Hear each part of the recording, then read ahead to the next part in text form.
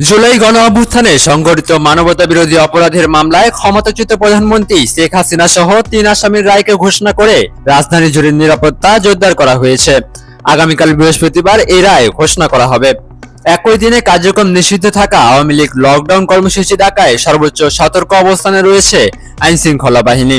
আজ বুধবার সকাল থেকেই রাজধানী airport, Abdullahpur, Dhanmondi 32, hotel intercontinental, Kakrail, high court সহ বিভিন্ন গুরুত্বপূর্ণ এলাকায় মোট 12 প্লাটুন বিজিবি মোতায়েন করা হয়েছে। ঢাকার প্রবেশপথ সহ একাধিক এলাকায় বসানো হয়েছে চেকপোস্ট। মোটরসাইকেল সহ বিভিন্ন যানবাহনে চলছে নিবিড় তল্লাশি ও কাগজপত্র যাচাই বাছাই।